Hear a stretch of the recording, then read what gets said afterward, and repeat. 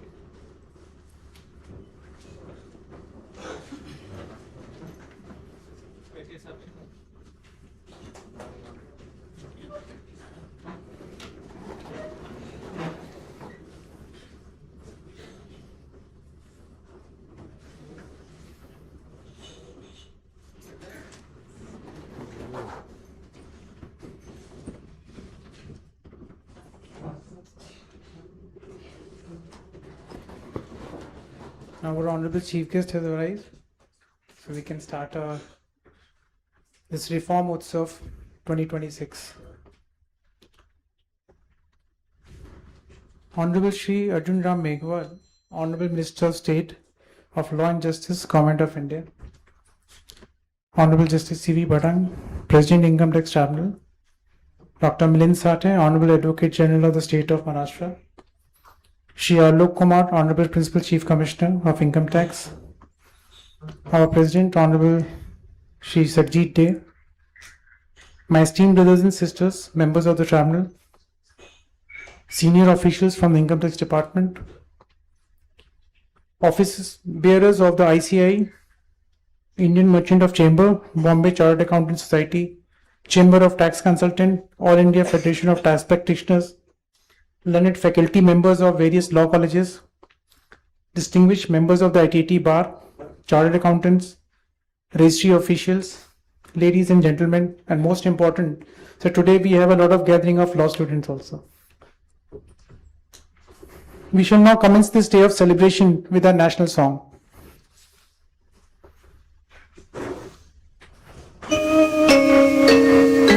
Vande Mataram,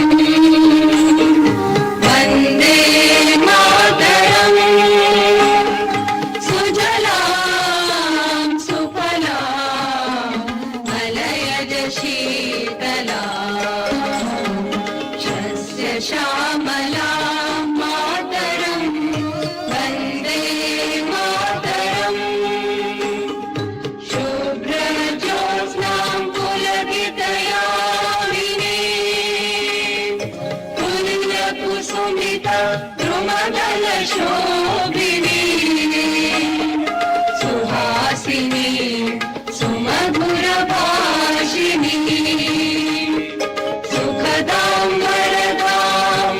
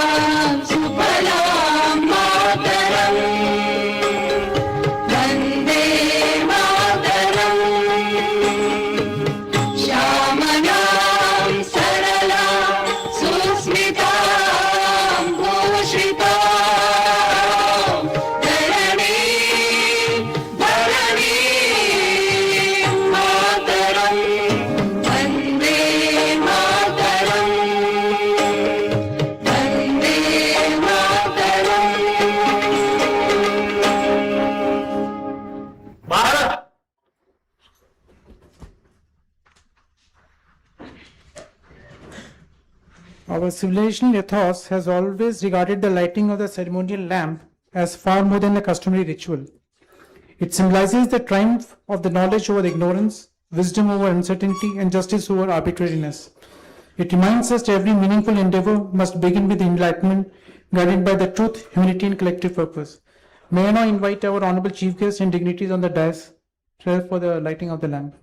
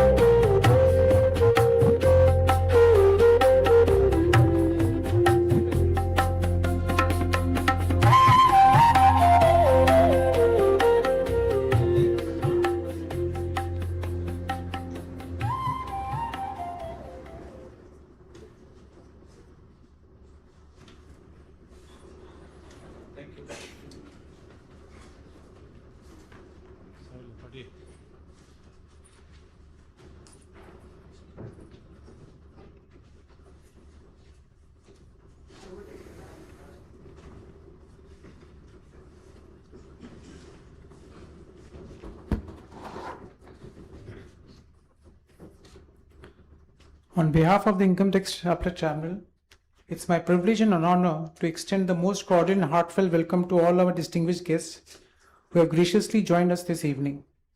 Your august presence has bestowed immense dignity upon this occasion, and it is indeed a matter of great satisfaction for the entire ITT fraternity that so many eminent personalities representing different pillars of our legal institutional framework have come together to celebrate an event that is both reflective of our national journey and deep connected with the ideals that sustain our democracy constitutional.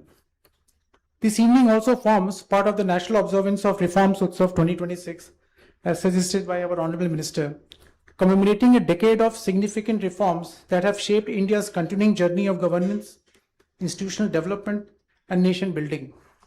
As the nation advances towards the vision of Bharat at 2026, Seva, Susasan, and Samriddhi, it becomes increasingly evident that enduring progress is sustained not merely by visionary public policy, but equally by institutions that uphold constitutional values through fairness, independence, and public trust.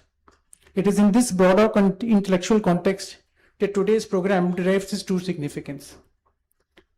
This evening is therefore not intended merely to mark the inauguration of an exhibition. It is an occasion for thoughtful reflection. Every nation, at different stages of its evolution, pauses to reflect not merely upon its achievement, but upon the institutions, public policies, and collective resolve that have shaped its progress. The commemorative showcase that we are about to unveil presents, in a modest yet meaningful manner, significant milestones in India's continuing journey of reform, governance, and nation building over the last decade. Above all, it reminds us that lasting national progress is the cumulative outcome of enlightenment public policy, resilient institutions, and unwavering commitment to the rule of law. The strength of a developing nation is measured not merely by economic progress or legislative reform, but by the confidence that citizens repose in its constitutional institutions. Reforms endure only when they are implemented fairly, impartially, in accordance with the rule of law, thereby strengthening the public confidence in governance. As our nation steadily progresses towards the vision of Viksit Bharat, the importance of such institutions assumes even greater significance. Sustainable development is founded not only upon economic growth or technological advancement, but equally upon institutions that command public trust. An institution earns respect not by the authority it exercises, but the confidence it inspires, not by the power it possesses, but by the fairness with which it discharges responsibility.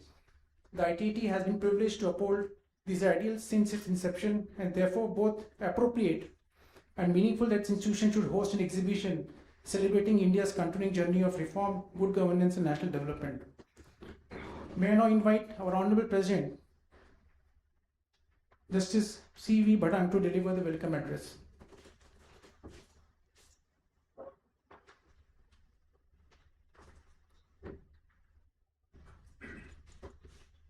Honorable Union Minister for Law and Justice, Shri Meghwal ji, Dr. Milind Sathe, Advocate General State of Maharashtra, Shri Alok Kumar, Principal Chief Commissioner of Income Tax, the esteemed members of the Tribunal who are present here, Shri Charanjot Singh Nanda, former Chairman of the ICAI, Mr. Saurabh Ajmera, Chairman Western India Regional Council of ICAI, Shri Kinjal Shah, President Bombay Chartered Accountant Society, Ms. Neha Gada, President the Chamber of Tax Consultants, Shri Ajay Singh and other office bearers of the All India Federation of Tax Practitioners, Professor Mahendra Kumar Chauhan, President of Indian Merchant Chambers, office bearers of the ITAT Mumbai Bar Association, members of the legal fraternity, chartered accountants, senior revenue officers,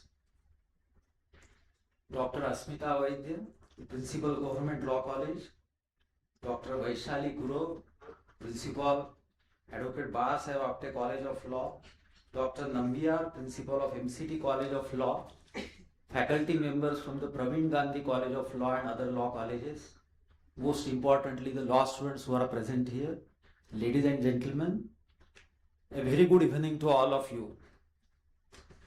On behalf of the ITAT family, I welcome you all to the Reforms Utsav 2026. As we are all aware, formal legislation on direct taxes was first introduced in India by the Income Tax Act 1922. Income Tax Appellate Tribunal, as you must be aware, is the first tribunal in the country which came into existence 21 years thereafter of the framing of the first Indian Income Tax Act, that is in the year 1941.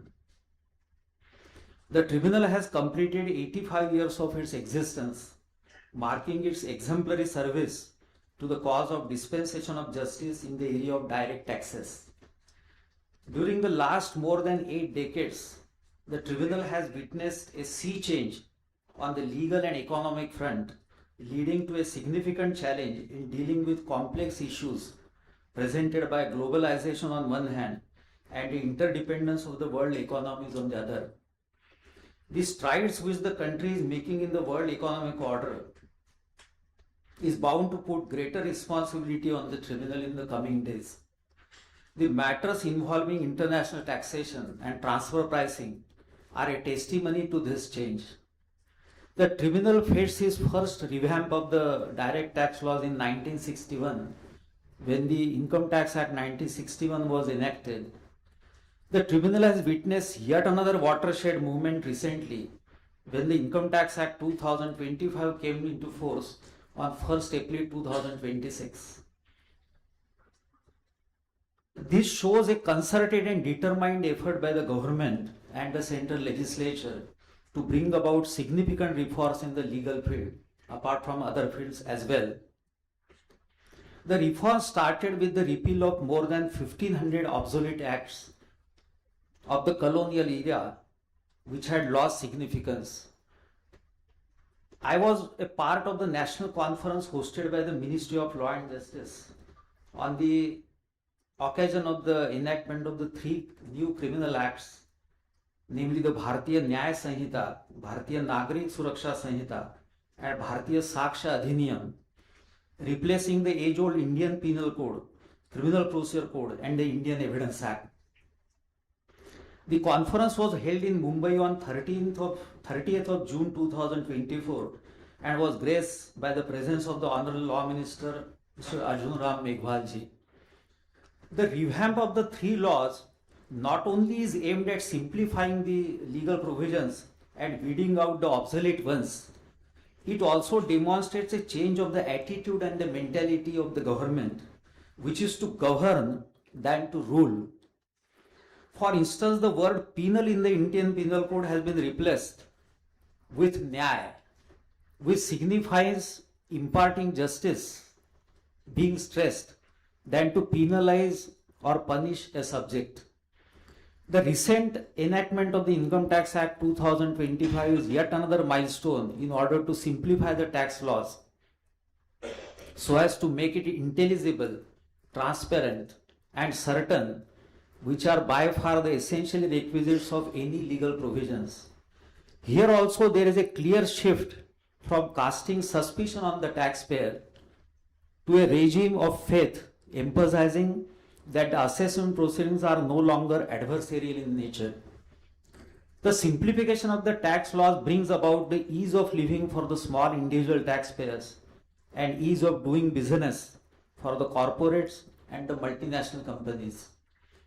The tribunal has taken significant steps to improve its working in the last more than a decade with the active involvement and assistance from the Department of Legal Affairs, Ministry of Law and Justice, and of course the Honorable Law Minister. There have been significant changes brought about in the constitution of the tribunal, as all of us are aware, by framing of the Tribunal Reforms Act 2021, which substantially changed the constitution of the tribunal and the tenure for which the members hold post. We have taken steps to improve the infrastructure and to incorporate technology in the day-to-day working of the tribunal. In the recent times, we have taken all-out measures for improvement of the working of the tribunal by filling up the vacant posts of the members and the supporting staff. There are 112 members presently working out of the sanctioned strengths of 126, and I think that by far, as compared to the other tribunals, the vacancy level at the tribunal must be lowest in the country. This has all been possible with the active assistance of the Department of Legal Affairs and the Honorable Law Minister. There has been significant achievements in the field of development of infrastructure. In the last decade, we inaugurated our own buildings at Jaipur, Bangalore, Cuttack, Lucknow and Delhi. The state-of-the-art buildings at Lucknow and Delhi were inaugurated at the hands of the Honorable Law Minister, Mr. Arjun Meghwal. The building at Kolkata is now ready and will be shifting to the new building within a month. Presently, the construction work of the building at Ahmedabad is underway and is expected to be completed soon. Consistent efforts are being made to identify land and premises at stations where the benches are housed in rented buildings. Recently, we had a breakthrough in resolving a very long-standing dispute of a land at Guwahati with the active intervention of the Honorable Law Minister. Guwahati bench, although there is only one bench at Guwahati, caters to as many as 7 northeastern states and therefore is quite important from the point of view of the tax dispute arising in the northeast India. We are also in the process of procuring land in Mumbai for our office building. I would take this opportunity to place on record that despite his busy schedule, the Honorable Law Minister today graciously accepted our request and while travelling from the airport directly, made a special stop visit to this proposed point for our Mumbai office. We have also made significant strides in the integration of technology in the day-to-day working of the tribunal by providing facility of e-filing and virtual and hybrid hearings. In fact, the e-filing of the appeals has now been made compulsory both for the revenue as well as the assessees. The object of today's program is to apprise the stakeholders as to the steps being taken for improvement of the legal system as a whole and the tax adjudication system in particular.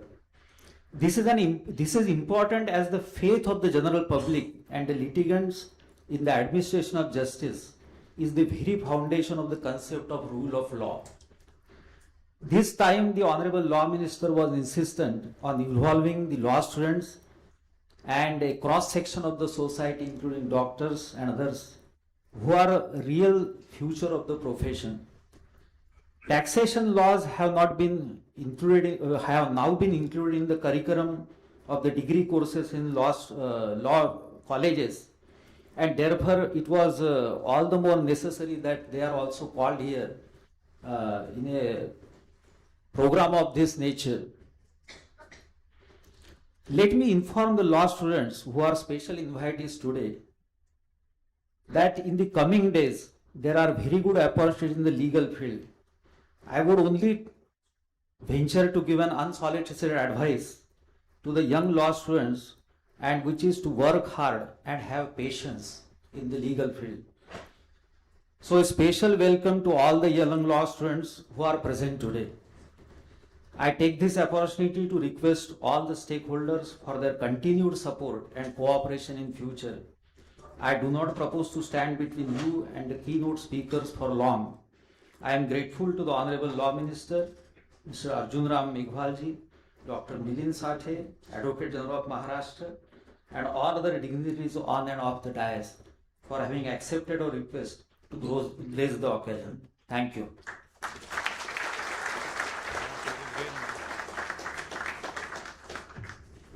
Thank you very much, sir. So your gracious words have set the perfect tone for the evening's program and have eloquently captured the spirit and significance of today's commemorative program. As a gesture of our welcome, we now request our Honorable President to present shawl, planter and memento to the Honorable Chief Guest.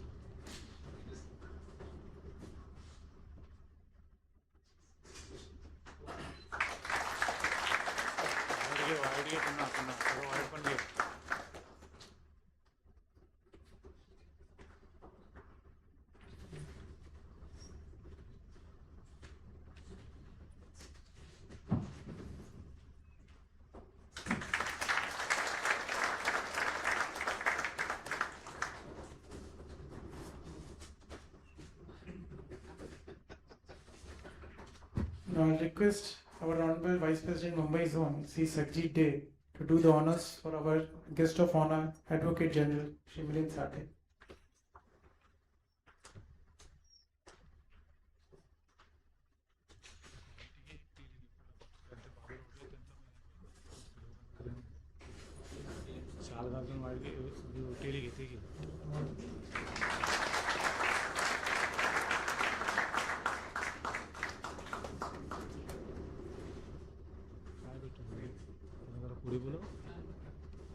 Sir.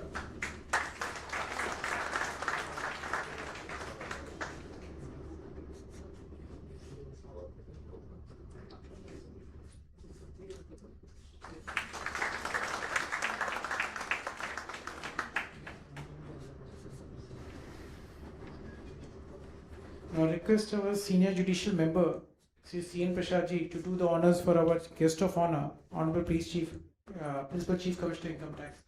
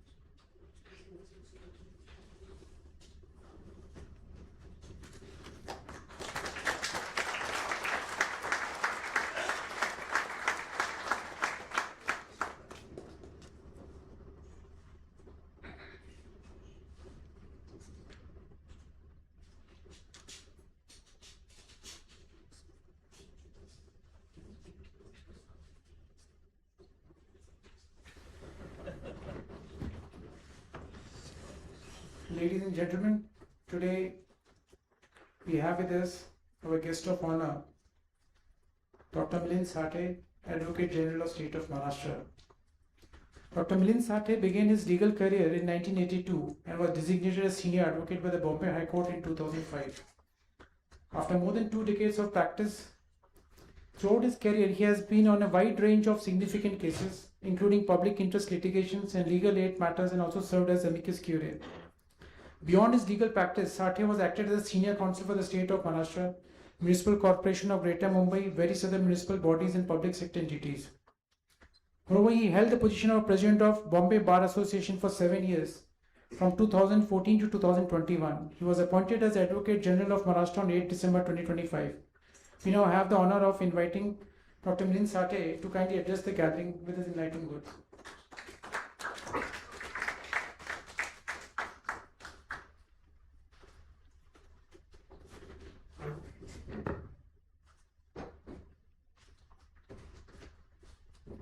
Honorable Union Law Minister Arjun Meghwal ji, the President of Income Tax Appellate Tribunal Justice Bharat, the Vice President of Income Tax Appellate Tribunal Mr. Day, the Principal Chief Commissioner of Income Tax Mr. Alok Kumar, the other members of the Tribunal, senior advocates, principals of Law College, and particular reference to my alma mater, Principal Dr. Vaidya, and law students, senior advocates, ladies and gentlemen, good evening. It's my privilege and honor to be here with all of you this evening and to address you on the subject, reforms, institutions, and India's constitutional journey, with special reference to last decade. Though there is a special reference to last decade, I must mention few things in my legal career. When I started practice in 1982, for first few years, of course we did not have income in first few years, but I used to watch my seniors and worry about paying 97% income tax. It was 97% income tax in the highest bracket for several years. The other issue, which is now of course the latest reform in Income Tax Act of 1925, is the definition of year. We had previous year, assessment year, financial year, and I'm sure each one of us has made at least once a mistake of paying tax in the wrong year, which now stands substituted with tax year. As a student in law college and thereafter also, I used to attend every year on 1st of March a lecture delivered by a legend lawyer, Mr. Nani Palkhiwala, on budget. Because budget used to be presented every day, every year on 28th of February or 29th if it was a leap year. And Mr. Palkhiwala would deliver his address on budget at 6 o'clock at first Nathibai in SNDT hall, then CCI, and eventually his speeches were shifted to Brabant Stadium because the crowd for budget speech used to be more than a lakh of people. And in those days, he used to tell a story, and he would call it, the story was, a tax assessee filed a tax return, claim refund, and he got refund. This was a fairy tale. Now, with the tax reforms, that has come reality. That has become reality with faceless assessment and expeditious and speedy processing of the tax files. That is one of the greatest achievements of the present regime in the current taxation system.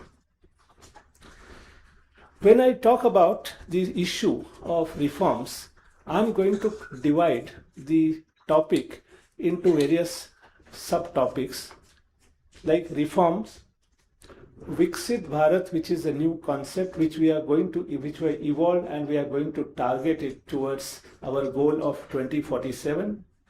The governance reforms and enabling environment, economic revolution, human development, legal horizon, tribunalization, landmark decisions and legal responses to the system, infrastructure, environment, income tax, and broadly the other issues.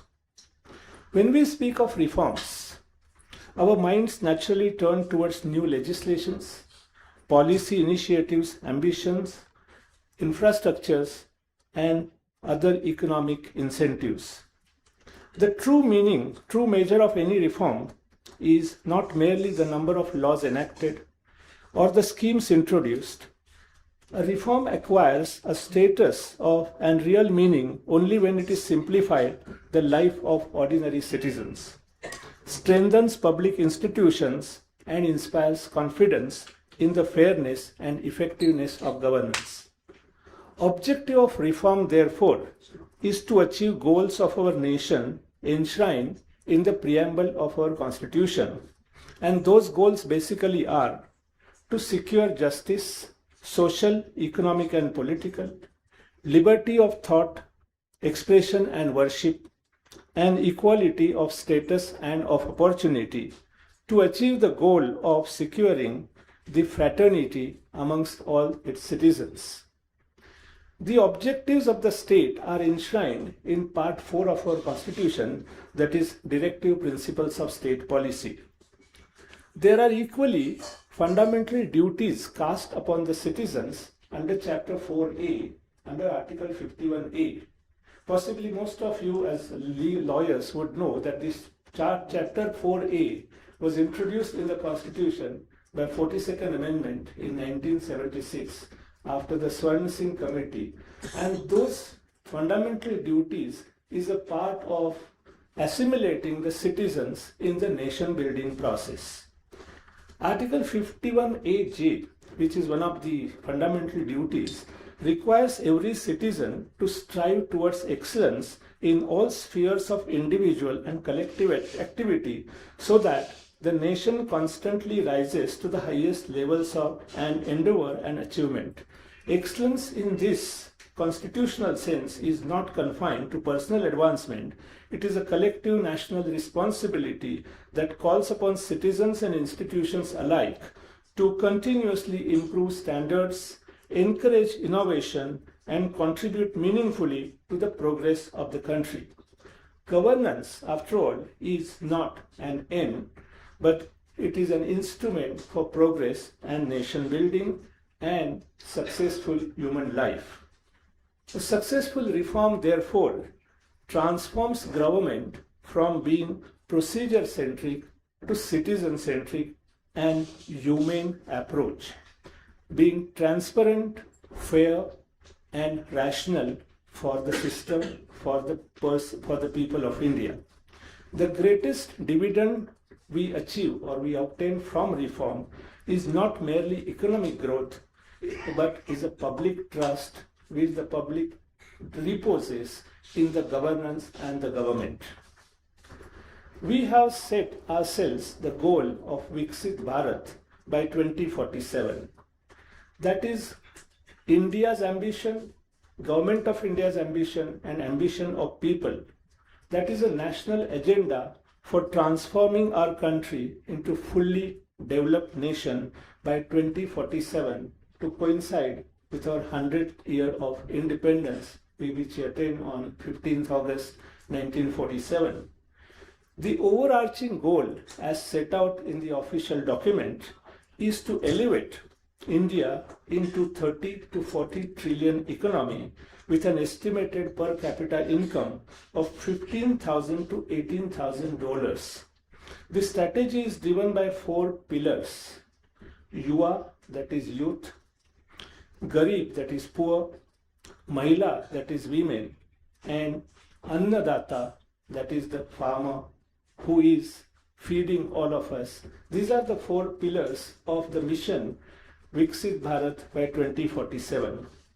The key objectives of this mission are economic transformation, social inclusion, eradicating extreme poverty, achieving 100% quality school education, providing comprehensive health care, and ensuring women make up at least 70% of the economic workforce. The next goal of Viksit Bharat is sustainable growth, positioning India as an ecological leader through green hydrogen, renewable energy, and net zero goal. Technological supremacy is one of the objectives of India's mission to Viksit Bharat by 2047. Economic growth and requirements has been the central tenet of Viksit Bharat scheme, which has been set for all of us. The next aspect of this mission is governance, reforms, and enabling environment. Because without the enabling environment and a proper environment for the governance for the country, no mission is possible, no objective is possible. Therefore, creating an environment for sustained growth and development is key priority for Viksit Bharat, with a strong emphasis on government reforms. A critical aspect of this is improving the ease of doing business in India by streamlining regulations, reducing compliances, and fostering a more business-friendly environment and ecosystem. Initiatives such as Government e-Marketplace are aimed at enhancing transparency and efficiency in public procurement. Promotion of digital governance and transparency is another key focus area. Leveraging technology to improve the delivery of public service and reduce corruption is considered as essential for building a developed India. The direct benefit transfer, which is a significant step towards enhancing transparency and ensuring that government benefits reach intended beneficiaries directly. While specific details on these broader institutional reforms are not exclusively covered in the provident or in the provided step, their importance cannot be overstressed. Another important issue which is required to be considered and focused is economic revolution. Economic growth becomes meaningful only when opportunity ceases to remain a privilege of few and becomes accessible to every citizen, irrespective of geography, background, or economic status. The expansion of Pradhan Mantri Jan Dhan Yojana, which is one case in point, which has transformed the economy by including large number of population in the banking system, which was not otherwise accessing the bank system, and they did not have any access to the economic system. The other important feature in economic revolution is the unified payment interface.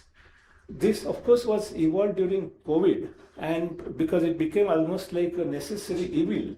But what has evolved and what has transformed that UPI is something which is unimaginable. It is not only in India, the largest digital transactions in the world happen in India, but that interface is being promoted in several other friendly countries also. That's one singular achievement of last 10 years, last decade of an economic, and I would say that's the singular most important economic revolution which has transformed the economic system in this country. Today you see small vegetable vendor receiving money through a UPI interface. You pay coconut vendor, buy one coconut water and pay money to that vendor through UPI interface. That's something, perhaps the COVID was something like a boon as a reveal, but during that time this system evolved, and that has transformed not only our economic system but our approach to the whole world, and the whole world now looks at us in this front completely differently and with complete awe. The other issue on economic front which has been achieved in last 10 years is initiative like Make in India. Together with sustained encouragement to manufacturing, innovation and entrepreneurship, recognizes an important economic truth that the strength of a nation rests not merely upon large industries but equally upon the aspiration of millions of small entrepreneurs who generate employment, create wealth and sustain local economies. The mantra earlier was in middle class families that you get your education and look for a good job. The idea now is that instead of job seeker, you become a job creator. And that's the concept which has evolved in last 10 years through this Make in India process, Make in India mission. And that's yet another important economic milestone which has been achieved in last decade. The next aspect of this last decade's reforms is the human development. Development acquires its true meaning only when it touches human lives, improves public welfare, and enhances the dignity of every individual. This vision is firmly rooted in the constitutional framework. Article 38, which is part of the Directive Principles of State Policy, contains a policy which requires a state to promote the welfare of the people by securing and protecting a social order in which justice, social, economic and political shall inform all institutions of national life. This is again part of the preamble also, but that's one of the mandate for the state under Article 38. It is in this context that several initiatives undertaken in the area of healthcare, sanitation, nutrition and public welfare assume enduring importance. One of the schemes, the Ayushman Bharat program, has extended the assurance of quality health care to millions of families, particularly those who were previously beyond the reach of affordable medical treatment. Access to health care is not merely a welfare measure, it is an affirmation of the constitutional promise of life guaranteed under Article 21 as well as mandated under Article 38 of the Constitution. Another important issue on the human development is something which has again transformed and has elevated India on international stage is the International Yoga Day. It has carried India's timeless civilization wisdom across continents. Yoga is no longer viewed merely as an ancient Indian tradition. It has emerged as a global movement promoting holistic well-being by harmonizing the body, mind and spirit. It is a reminder that India's contribution to the world extends beyond technology and economics to ideas that enrich human civilization itself. Yet another mission, yet another program in respect of human rights or humanity is Swachh Bharat mission. There are lawyers would remember there have been judgments of courts where the practice of the human scavenging was deprecated, is being deprecated. Swachh Bharat mission targets the villages for ensuring such kind of practices are eradicated, and therefore in Maharashtra we have, the Honorable Minister may not be aware, in Maharashtra we have the Nirmal Gram Yojana, where the villages are made completely clean, entire sanitation facilities are provided, and those villages are called Nirmal Gram. And there are competitions amongst villages to ensure that which village is cleaner than the other. So the Swachh Bharat mission has likewise transformed public consciousness regarding cleanliness, sanitation and public health. Beyond the construction of physical infrastructure, it has inspired behavioral change, on national scale, reinforcing the simple yet profound truth that cleanliness is integral to both public health and human dignity. Equally noteworthy is the other renewed emphasis on Shri Anna millets. The millets, which has been considered as a humble grain and was considered as a food for poor, is actually a rich source of healthy food. The mission undertaken by the government has transformed this humble millet, humble grain to international level, and that has transformed it not only the farmer's economy but the healthier option for the food also throughout the world. Now you will find in the diets of not only the poor people but diet of all rich and mighty, you will find the humble millet on their dinner plate. This is the issue. This is something which has been achieved in the last 10 years as a mission. Article 47 of the Constitution contains mandates that states shall raise the level of nutrition and the standard of living of the people and the improvement of public health amongst which is one of the fundamental principles, directive principles of state policy, which has been achieved by these missions which have been undertaken by the government. The promotion of cleaner cooking fuel has similarly brought tangible benefits, particularly to women in rural India, by improving health outcome, reducing indoor air pollution, and contributing towards sustainable environmental sustainability. In villages, those who have lived in villages or seen villages, you might remember, the women cook with the firewood, and there's a lot of smoke in the house, and therefore there is a tradition in the villages that after the cooking in the morning is over, women worship the tulsi plant in the backyard. Tulsi plant is the only plant which emits oxygen 24/7, and that's why women sit in front of Tulsi village and Tulsi plant and pray after they have suffered this suffocation in the kitchen with this firewood, etc. So that was our ancient wisdom by which women were protected and safeguarded. But this mission of clean fuel has taken care of that aspect and has helped large community of women, particularly in rural areas and the informal structures in the cities. The other issue on which I must make a mention about the reforms is on the legal horizon, with which most of us are concerned. Rule of law is considered as a foundation of the universe.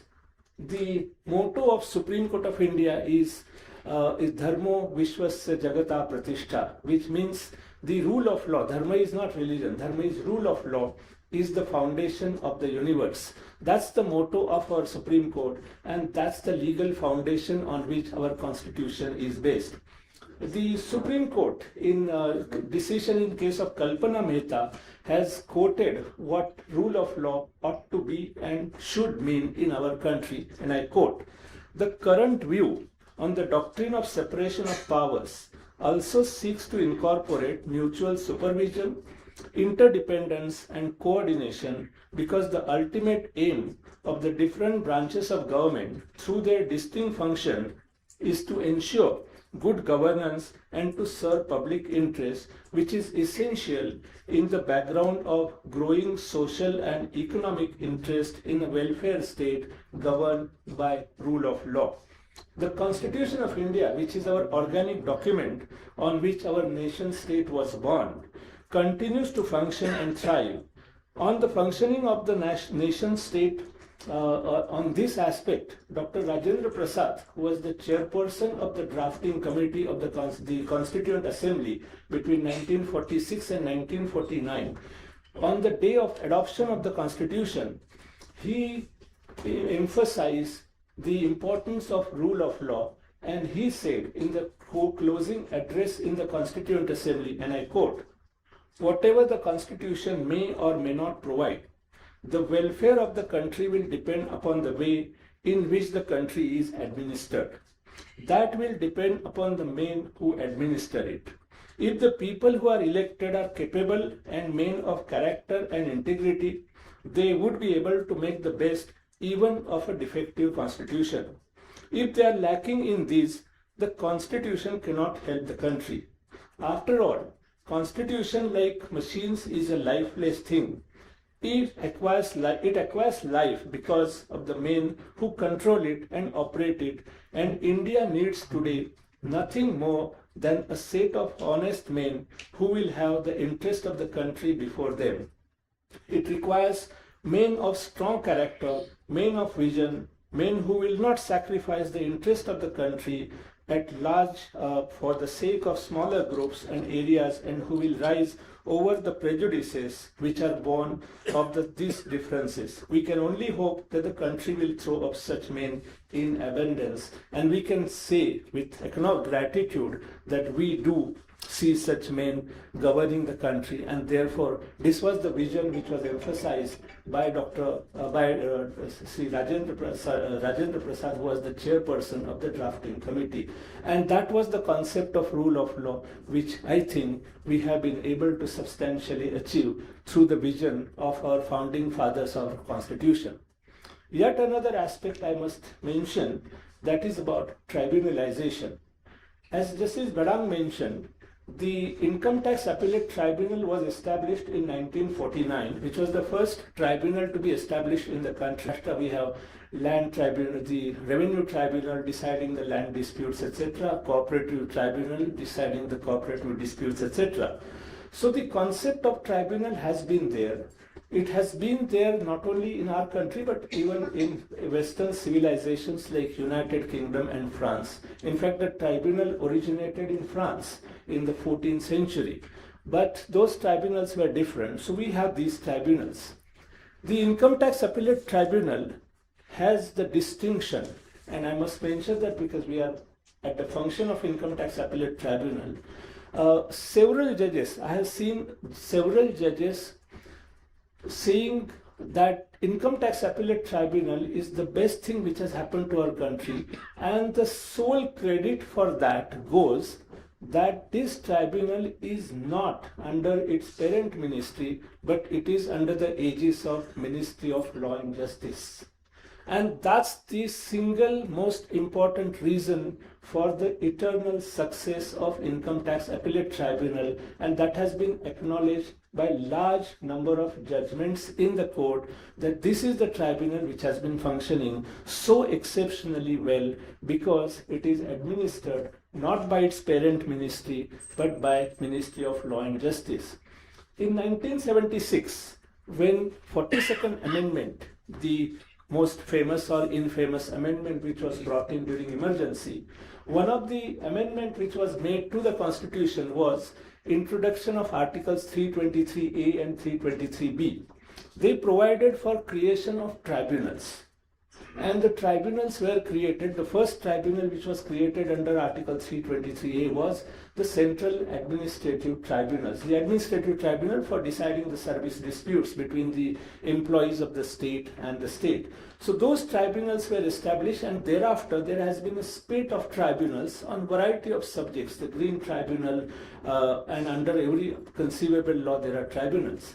The Supreme Court had considered the issue of tribunalization first in Sampath Kumar's case, then in L. Chandra Kumar case, and recently in Madras Bar Association case. The Supreme Court has approved the creation of tribunals as a substitute for the courts, but the functioning of the tribunals has to be of confidence to the people, because people are, instead of going to court, they are going to the tribunal as a substitute for the court, and therefore they need to be fully satisfied, and therefore the efficiency, speed and reliability of the functioning of the tribunals is the key, is a part of the reform. And all other tribunals, I must say, should take inspiration from Income Tax Appellate Tribunal, because that has been the single most successful, well-functioning tribunal for over 85 years, as Justice Bharat mentioned.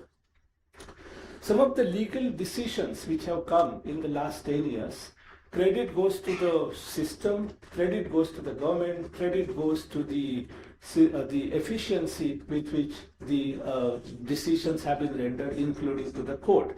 And I must mention 3 or 4 decisions which have come, which have changed the spectrum of our country. The first decision I would mention is the Ayodhya dispute. That dispute had been simmering for over 100 years in court from 1948 onwards. That has been resolved successfully, amicably, and almost to the satisfaction of everybody by the decision of the court. And that credit must go to our constitution and to rule of law. That's one singular judgment has settled several issues and several disputes. The other decision which I would mention has again changed the destiny or course of nation's history is the decision of the Supreme Court on Article 370. Now, all of us, the lawyers, when we used to open the laws before 2019, the section 1 would say, Act is known and so as so. It extends to the whole of India except the state of Jammu and Kashmir. Every single law would have subsection 2 stating that the Act extends to the whole of India except the state of Jammu and Kashmir. Now, that has changed. That decision of the Supreme Court has really emphasize the unity and integrity of the nation, which is one of the features mentioned in the preamble, which has been considered as one of the basic features of the Constitution after Keswanand Bharti's case. Then, of course, we had the 3 laws, the trinity of laws replacing Indian Penal Code, Criminal Procedure Code, and Evidence Act, as Justice Badang mentioned earlier. And the last but not the least is the Income Tax Act of 1925, which was trying to have amendments, which was the need of the hour, which has come in 2026 from 1st of January 2026. The other facet or other achievements in the last decade has been in infrastructure, and all of us are aware of the infrastructure, which is national highways, national railways, airports, which has increased the tremendous capacities of all transport facilities throughout the country, and that has transformed the Indian nation to a completely different level. So I will not get into the details about the infrastructure, but that's one of the facets of last 10 years of India's progress and India's mission towards Viksit Bharat of 2047. The other aspect is environment. Environment protection has been in forefront on India's journey. In 1985, when the Environment Protection Act was enacted, it did not have teeth, but over a period of time, it has been successfully implemented through various notifications issued under the Environment Protection Act. The Article 51, one of the fundamental duties cast upon the citizens is it requires every citizen to protect and improve the natural environment. Towards achieving that goal, the government has provided various facilities, various facets and programs like the solar energy mission, which is again a single mission for taking India towards mission 2047 developed country, because the fossil fuel and other fuels are not going to survive us. They are always in a danger of short supply with some the world issues like we are currently facing. So this is a singular program about solar energy of the whole country, and that would transform India into a completely different planet. The other program like river cleaning and Namami Gange program is yet another example by which the issue would be the environmental issue would be sorted out. Our mantra, which we have been following, is Vasudhaiva Kutumbakam. Vasudhaiva Kutumbakam has been borrowed from a shlok from Maha Upanishada, and the entire shlok reads like this: Ayam Nija Paro Niti Ganana Lahuchetasam Udara Charitana tu Vasudhaiva Kutumbakam. It means, this is mine, that is yours, is a thought of small men and small persons. The entire world is my family, entire world is my world, is the concept which India has been traditionally following since generations, and that has been our concept of Vishwa Bandhutva or Vasudhaiva Kutumbakam as we call. As we look ahead towards the vision of Viksit Bharat 2047, one truth becomes abundantly clear. Our civilization heritage has always taught us that true leadership lies not merely in achieving prosperity for oneself, but in contributing towards the welfare of humanity. That philosophy continues to guide India's engagement with the world. This journey cannot be undertaken by the government alone. It requires the collective participation of every constitutional institution, courts, tribunals, legislatures, every civil servant, entrepreneur, professional, teachers, and every citizen. Nation building has never been the responsibility of government alone, and it is a collective responsibility of which all of us are part. We are witnessing the continuing evolution of India's constitutional journey, a journey where reforms seek inclusion, development seeks dignity, governance seeks transparency, and institutions safeguard public confidence. The Income Tax Appellate Tribunal should be congratulated for organizing this event and focusing on the last decade of reforms and showing us the vision for the Viksit Bharat 2047. Let me conclude by saying that the credibility of nation and nation's institution is its greatest national asset. That strength of its democracy lies in the rule of law. The measure of its development lies in dignity of people. If we preserve the dignity of people, rule of law, and the democracy with this conviction and sincerity, then the vision of Viksit Bharat 2047 will not be an ideal dream, it will be a reality. And that would be the ideal to be achieved, including the dream which our forefathers of the Constitution in the preamble and directive principles of state policy have envisioned for all of us, for the government, and everybody who is associated with this nation, with this great nation called India, Bharat, that is Bharat. Thank you very much.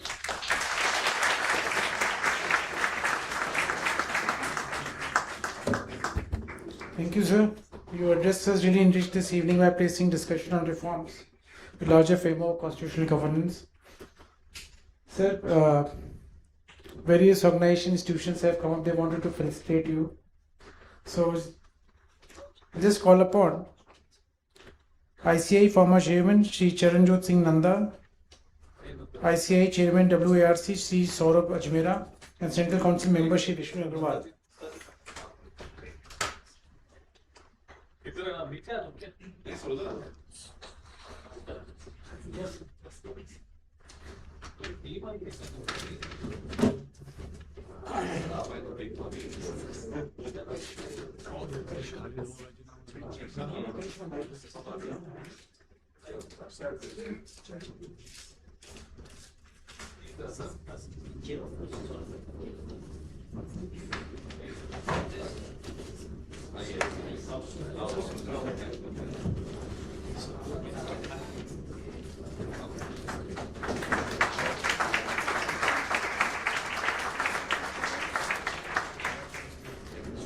Now I request Indian Merchant Chamber, Mr. Mahin Chauhan and Mr. Rajan Vora.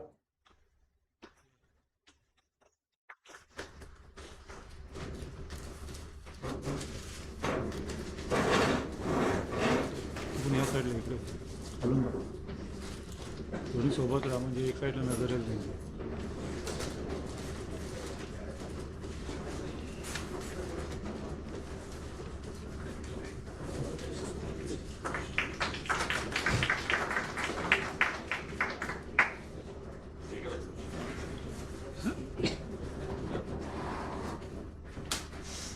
Sir, Indian Merchant Chamber Commerce से Mr. Mahin Chauhan and Mr. Rajan Vora.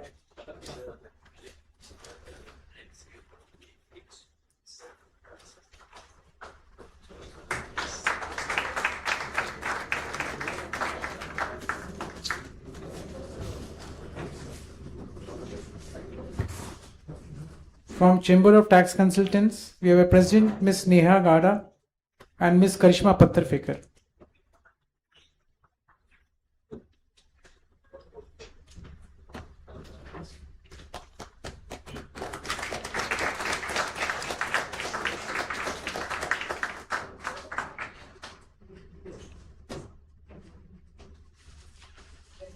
बड़ी लंबी list है sir.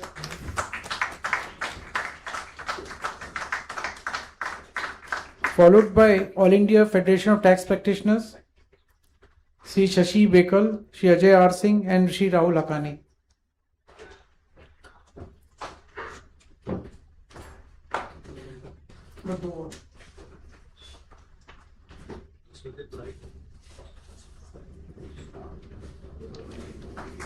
Followed by Bombay Chartered Accountant, Mr. Kinjal Shah and Mr. Kinjal Bhuta. Please come forward.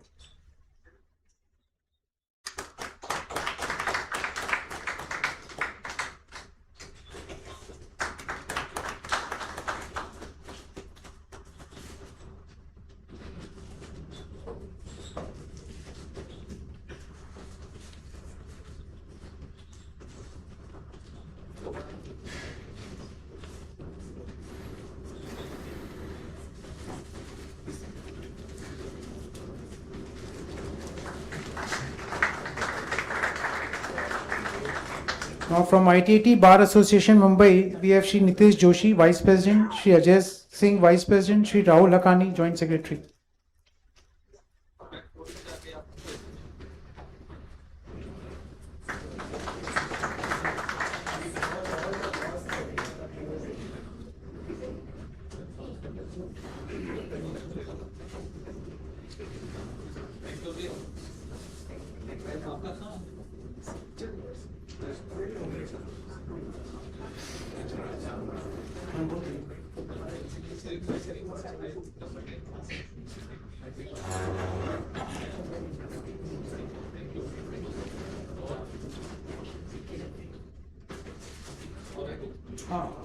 ITAT Bar.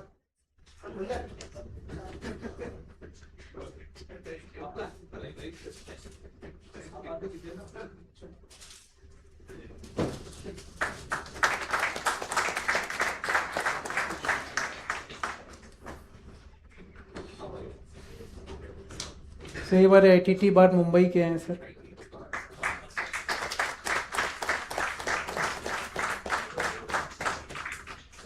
And finally, we have Dr. Ashmita Vaidya, Principal Government Law College.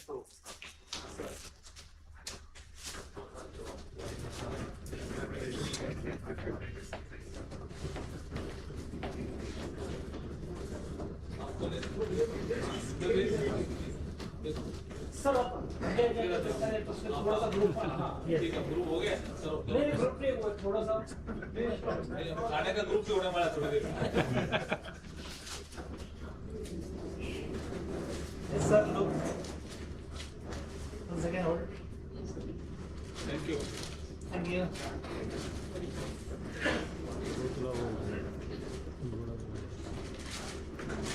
So, Ashmita Vaidya, Principal Government Law College.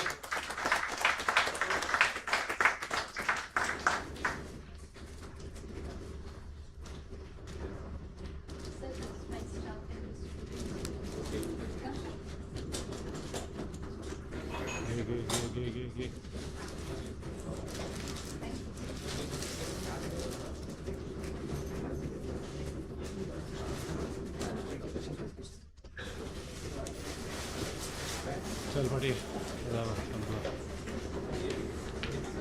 मेरा तो truck ला दे tempo द्वारा लगा. So we have a shortage of time, and we thought that we would have introduced our Honorable Union Minister, but I think we all know about him. It is indeed our privilege and honor to welcome you. We are deeply grateful that despite your demanding national responsibilities, you have graciously accepted it. So now I invite Honorable Minister to give his keynotes.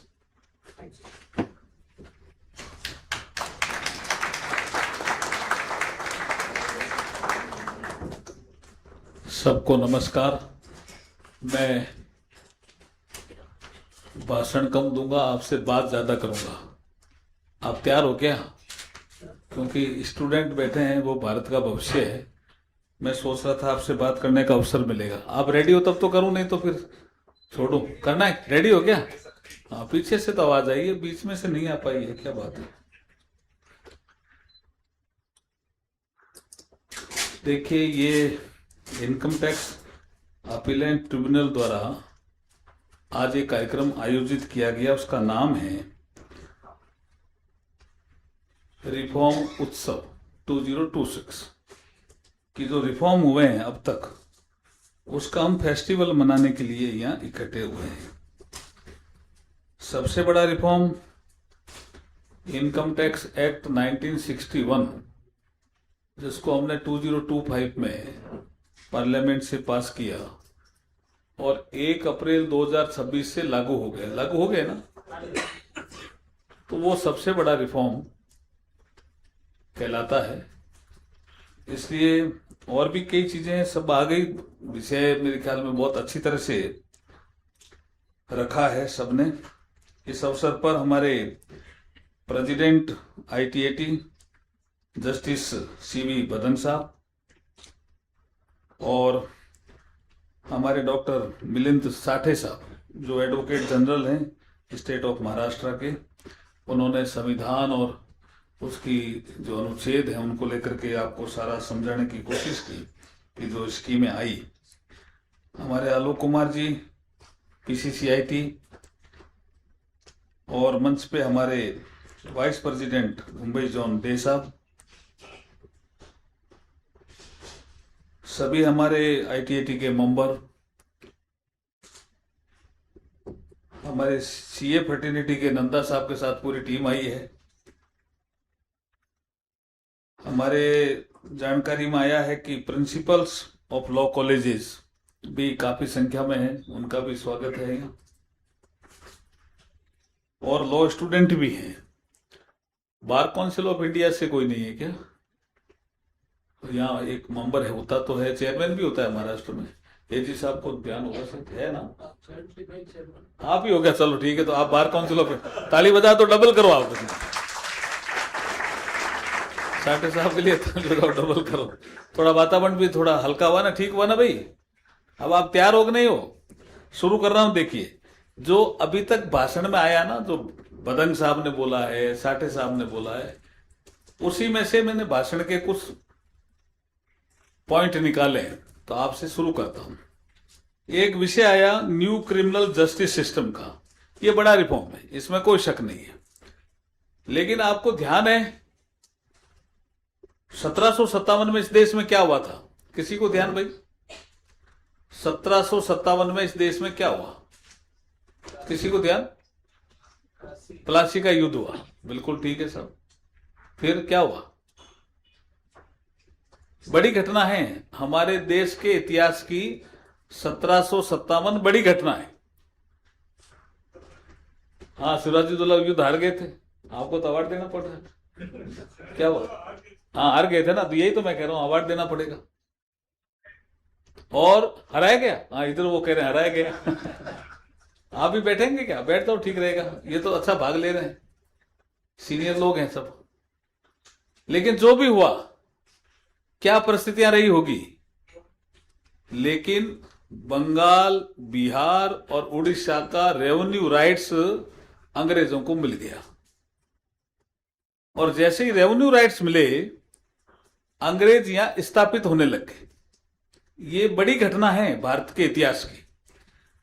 अब उसके ठीक 100 साल बाद क्या हुआ साहब? 1757 में तो ये हुआ। अब 1857 में क्या हुआ है? स्वतंत्रता संग्राम। क्या नाम है आपका? ब्रह्मे। ताली बजाओ साहब जोरदार। लेकिन अंग्रेजों ने क्या किया कि ये स्वतंत्रता संग्राम का आंदोलन नहीं था। उन्होंने उसको नाम दिया म्यूटिनी, विद्रोह, उर्दू में गदर। यही पढ़ा जाता ना किताबों में। लेकिन जिस धरती पे यहां बैठे हैं, इस धरती के सपूत वीर सावरकर जी ने सबसे पहले एक किताब लिखी कि 1857 ना गदर था, ना विद्रोह था, ये भारत के स्वतंत्रता संग्राम का पहला आंदोलन था।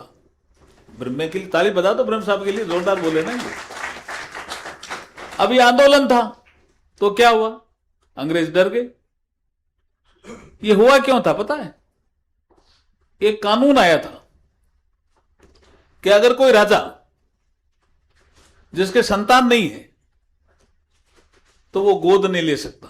याद आ रहा है?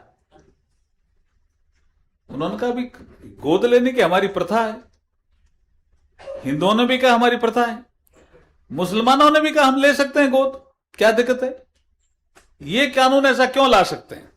तो लाए तो लोगों को लगा हो सकता है हमारी ये पूरी भूमि ले लेंगे, सत्ता ले लेंगे। तो बहुत बड़ा आंदोलन हुआ, दब गया, दबा दिया गया, यह हमारी फूट रही जो भी है, लेकिन बहुत बड़ा ये आंदोलन था। 1757 भी बहुत इंपॉर्टेंट ईयर है, 1857 भी बहुत इंपॉर्टेंट ईयर है। और उसके ठीक एक साल बाद कोडिफिकेशन शुरू हुआ। ईस्ट इंडिया कंपनी से सीधा हम अंडर में आ गए, क्राउन के, ब्रिटेन के राजा के अंडर में आ गए। ये बड़ी बड़ी घटना है।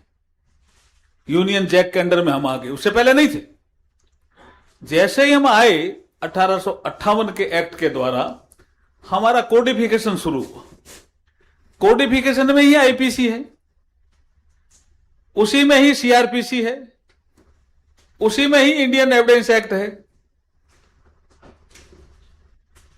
हम 1947 में आजाद हो गए, लेकिन इनको चेंज नहीं किया। सीआरपीसी 1973 में चेंज होती है थोड़ी सी, लेकिन बहुत ज्यादा चेंज नहीं किया। कुछ लोग पूछते हैं क्यों चेंज किया? आप इंडियन एविडेंस एक्ट में कोई 20 से ज्यादा जगह पे क्राउन लिखा हुआ है, जरूरत थी क्या? कोई देख ही नहीं रहा था ना। अंग्रेज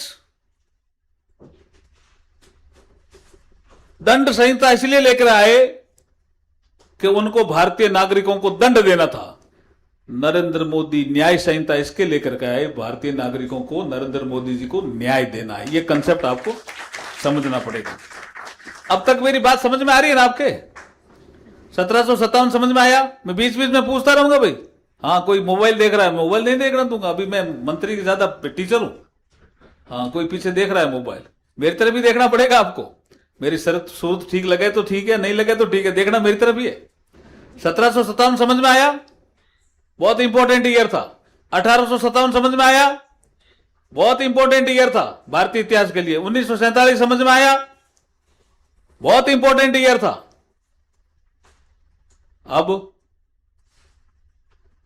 अब थोड़ा दूसरी दिशा में आ जाओ आप। 1941 में आईटीएटी बना। क्यों 41 में? नहीं, 1941 में? नहीं, 1941 में क्या? हाँ, वो मुझे इसलिए याद है कि आपने गोवा में एक फंक्शन किया था। आप में से कुछ लोग थे गोवा में फंक्शन में? हाँ, आप थे। इन्होंने कहा कि आदमी जब 1000 चंद्रमा देखता है अपनी उम्र में, तब एक शस्त्र चंद्र दर्शन का प्रोग्राम करते हैं। हमारी संस्था ने 1000 चंद्रमा देख लिए, तो हम शस्त्र चंद्र दर्शन का प्रोग्राम समुद्र के किनारे आपने पदक साहब किया नहीं किया? 84 साल की उम्र में। मैंने पूछा भी, मैंने कहा 84 साल की उम्र में क्यों कर रहे हो? उन्होंने कहा हमारे आदमियों में जब विषय आता है तो हर 3 साल बाद चंद्रमा 13 भी हो जाते हैं, कोई बढ़ जाता है 1 महीना। बोला संस्था नहीं मानती उनको, तो इन्होंने 84 साल में किया। आप देखेंगे 80 साल का कोई आदमी हो 12 से, तो वो 960 चंद्रमा देख लेता है। फिर अगर 82 आ जाता है तो 984 चंद्रमा देख लेता है। उसकी 83 साल आ जाती है तो 996 चंद्रमा देख लेता है। 84 साल में तो 1000 पूरे देख ही लेता है। लेकिन आदमी 3 साल के बाद 13वां चंद्रमा भी गिनता है। तो आदमी जब बनाता है एक शस्त्र चंद्र दर्शन का प्रोग्राम, तो वो 81 और 82 साल की उम्र में मनाता है। तो मैंने भट्टिन साहब से क्वेश्चन किया, मैंने कहा साहब 84 साल में क्यों मना रहे? कि साहब हमारे एक इनके आईटीएटी में काम करता है एक आदमी, इंदौर में था क्या वो? कहाँ गया वो? है क्या? हाँ। क्या नाम है आपका? हैं? गिरीश के लिए ताली बजाओ भाई। उन्होंने उसकी व्याख्या करके कहा कि आदमी मनाता है तो 81 और 82 साल की उम्र में मनाएगा, संस्था अगर मनाएगी तो वो 84 साल की उम्र में ही मनाया। तो इसलिए उन्होंने बहुत शानदार कार्यक्रम किया था समुद्र के किनारे। किया कि नहीं किया? तो गिरीश जी आपको धन्यवाद उसके लिए। हाँ, इनके ताली तो जोरदार बजा दो भाई। अब इन्होंने कुछ चीजें आईटी की बताई कि भाई कुछ उद्घाटन करना, कलकत्ता का उद्घाटन करना चाहते हो क्या? ये रिफॉर्म उत्सव का ही पार्ट है क्या? कर लो आप। अब तो कलकत्ता ठीक हो गया काफी। आनंद आया है? देखिए आनंद आया। तो कब करना उद्घाटन? आप डेट तय करो। और आज आपने एक जगह दिखाई MMRDA की, मुंबई का जो आपका हेडक्वार्टर है, उसके लिए भी जगह बहुत शानदार मिली है। भी ताली बजा के इसके लिए भी स्वागत कर सकते हैं। और इसका आप फाउंडेशन स्टोन का प्रोग्राम आप जल्दी कर लीजिए, तो ये विषय आपका रिफॉर्म का भी आगे बढ़ जाएगा। एक विषय आप मुझे कह रहे थे, एक शब्द के लिए इन्होंने बहुत मेरे को कहा, क्या था वो? Not with standing. पकड़ना है आपके? हैं? हाँ, वो फिर क्या हुआ उसका? वो वही रहा ना। वो कमेटी ने फिर माना नहीं। आपने यहाँ गोवा से था, आप बोल रहे थे। लेकिन सुधार क्या हुए? देखिए कितने सुधार हुए इसमें। आप देखिए, पहले 47 चैप्टर थे, अब 23 हो गए। क्यों भाई? ठीक हुआ ना कुछ? 23 हो गए। पहले 816 सेक्शन थे, अब 536 हो गए, रिड्यूस हो गए। और पहले 5.12 लाख वर्ड्स थे, जो अब 2.60 लाख ही रह गए। तो सुधार तो बहुत हुआ है। और जैसे साठे साहब ने कहा कि प्रीवियस ईयर, असेसमेंट ईयर, इनका जो कंसेप्ट था वो अब क्या हो गया? टैक्स ईयर का कंसेप्ट आ गया। सुधार हुआ कि नहीं हुआ? तो आप ताली बजा सकते हो भाई। रिफॉर्म उत्सव। अब मैं आपको आता हूं, आपके सभी चीजों के विश्लेषण के लिए एक विषय रखता हूं, क्योंकि स्टूडेंट भी हैं। प्रिंसिपल्स ऑफ लॉ कॉलेजेस हैं। इसका मतलब ये जब बच्चों के बीच में, स्टूडेंट्स के बीच में बात जाएगी तो महत्वपूर्ण बात जानी चाहिए। आपके लिए मैं बोल रहा हूं। आप देखिए, मैं स्वामी विवेकानंद का यहां कोट करते हुए मेरे भाषण को आगे बढ़ाऊंगा। जिनको थोड़ी रुचि है वो बीच बीच में पूछ भी सकते हैं और मुझे बता भी सकते हैं। और अगर मेरा भाषण समाप्त हो जाए तो आप मुझे लिख करके भी दे सकते हैं कि इसमें ये ऐड कर सकते हो। क्योंकि अभी जो सब्जेक्ट आया है वो आया है, भारत को हमें विकसित भारत बनाना है। अभी तक के भाषणों में यही विषय आया है और उसका टारगेट भी है विकसित भारत @ 2047। प्रधानमंत्री नरेंद्र मोदी जी ने ये एक टारगेट भी दिया, एक सपना भी लिया है, बड़ा सपना भी लिया है कि हमें 2047 तक भारत को विकसित भारत बनाना है। अब स्वामी विवेकानंद जी की 3 भविष्यवाणियां किसी ने पढ़ी होगी। अगर किसी ने नहीं पढ़ी है तो विवाद नहीं करें, मेरे पास किताब है। क्योंकि मेरे को कई पूछते हैं कहां से लाए आप, कई पूछते हैं, तो आप अगर चाहते हैं तो मैं दे दूंगा। अब ये 3 भविष्यवाणी आप मैं बता रहा हूं, इसी के आसपास मेरा भाषण होगा। खाना कितने बजे बदन अभी कहते हैं। स्वामी विवेकानंद कब गए थे जी अमेरिका? 1893 ना, 1893 गए। इसमें तो कोई दिक्कत नहीं है, क्या कंफ्यूजन है? नहीं है ना? क्यों विवेक जी बताओ? ठीक है। और 1895 में वो मिशिगन यूनिवर्सिटी गए, ये भी रिकॉर्ड है। 1895 में वो मिशिगन यूनिवर्सिटी गए। वहां इस तरह के स्टूडेंट भी थे, इस तरह के जैसे बदन साहब ने प्रोग्राम किया, सारे सीनियर मेंबर्स भी बुलाए हुए थे, अच्छे एडवोकेट भी थे, व्यापारी भी थे। वहां या पत्रकार साथी भी है, उनको भी धन्यवाद देता हूं। वहां एक महिला पत्रकार भाषण देने के बाद जब स्वामी जी थोड़ा रिलैक्स होकर के सीढ़ियों से नीचे उतर रहे थे और वो गई, उस समय ये इलेक्ट्रॉनिक मीडिया नहीं होता था, प्रिंट मीडिया के लोग ही होते थे, लेकिन सीनियर पत्रकार थी वो। उसने कहा स्वामी जी इतना शानदार भाषण दिया आपने, क्या क्या अपने देश के लिए बता दिया आपने, इतना महान देश है आपका। तो बोला मेरा एक क्वेश्चन है। स्वामी जी ने कहा क्या? अभी आप क्वेश्चन आंसर करोगे क्या? यहाँ कुछ है 10 मिनट का। मेरा एक क्वेश्चन है। बोला क्या? कि आपका देश आजाद कब होगा? अभी 1895 में तो ये बड़ा भारी क्वेश्चन था ना, थोड़े कल्पना तो करो। 1895 में एक American lady, she is also journalist, she is asking a question to Swami Vivekananda कि कब होगा आपका देश आजाद। क्वेश्चन भारी था या नहीं था बताओ पहले तो? है? भारी भरकम था, उधर से आ रहा है कि भारी भरकम था। तो स्वामी जी थोड़ी सीढ़ियों में बैठ गए। उस लेडी को लगा कि स्वामी जी इसका प्रश्न उत्तर नहीं दे पाएंगे, तो नीचे उतर गए। थोड़ा सा ही सीढ़ियों में बैठे थे, थोड़ा सा, कोई मेडिटेशन हुआ या ध्यान लगा या जो भी है, उठे। उठते ही कहा अरे कहां है, उसको बुलाओ। तो उन्होंने कहा वो तो नीचे सीढ़ियों से नीचे चली गई। बोला बुलाओ बुलाओ। तो बुलाया। बोला बताओ स्वामी जी कब आपका देश आजाद होगा? अब स्वामी जी ने कहा मुझे मेरी आपको 3 भविष्यवाणी सुननी पड़ेगी। ये शानदार संवाद है जी उस महिला का स्वामी विवेकानंद का। बोला मैंने एक ही पूछी है कि आपको 3 सुननी पड़ेगी। चलो ठीक है सुनाओ, आपका देश आजाद कब होगा?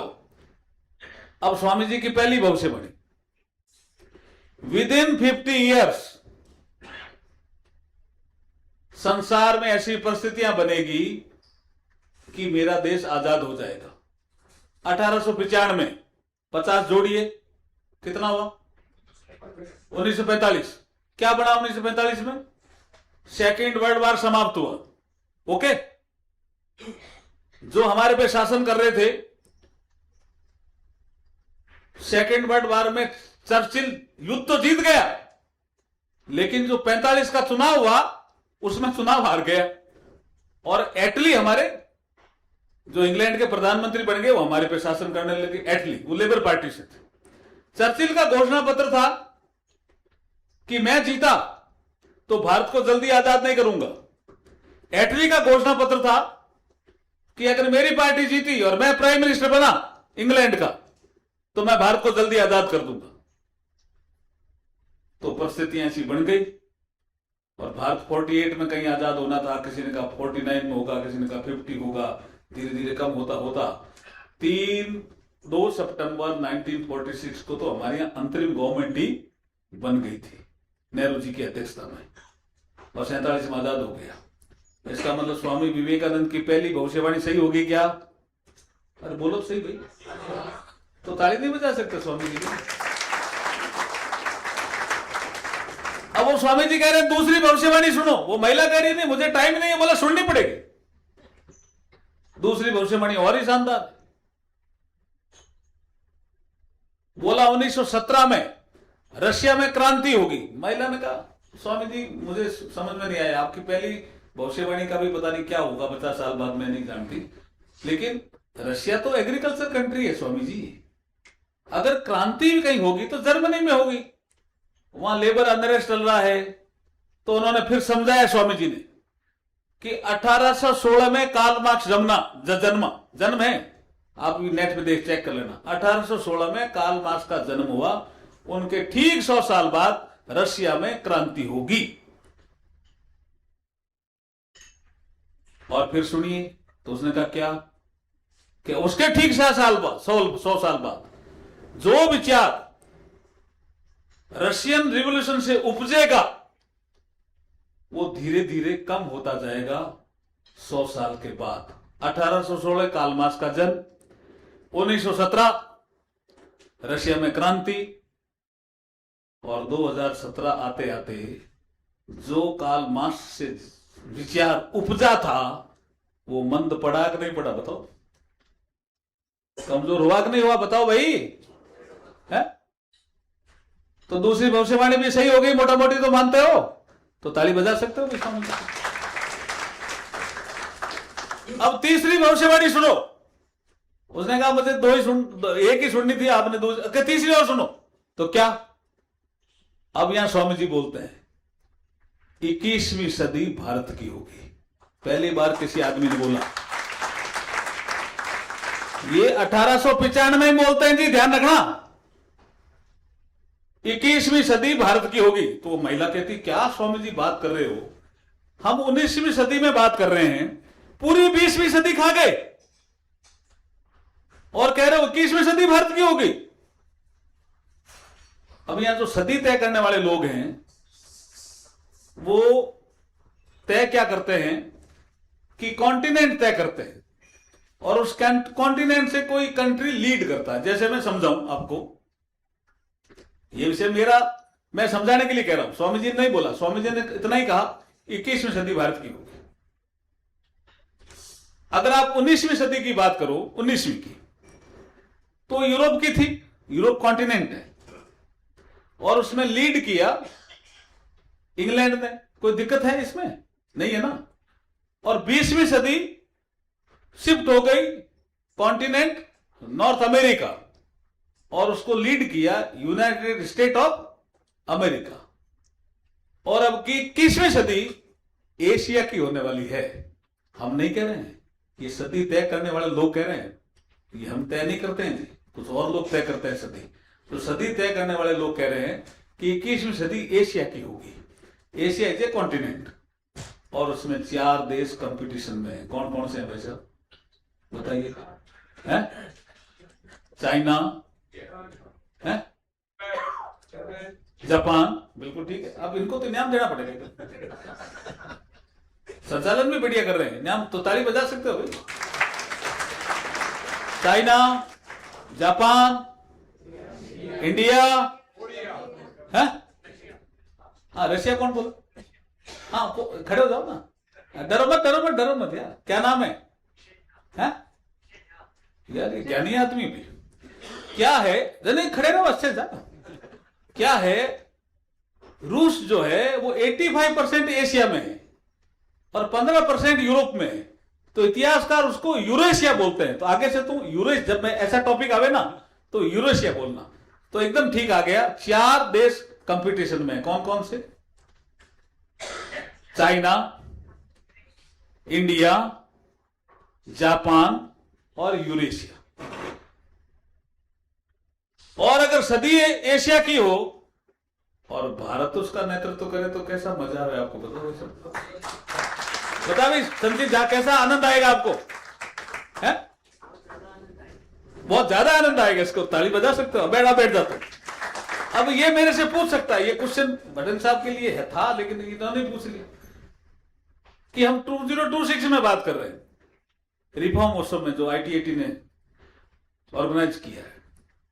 26 में बात कर रहे हैं। अभी तक तो ऐसा क्या लग रहा है, तो कैसे कब होगा? तो थोड़ा 20वीं सदी में आ जाइए। 20वीं सदी 1945 तक इंग्लैंड की थी, यूरोप की थी, इंग्लैंड ही था लीडर।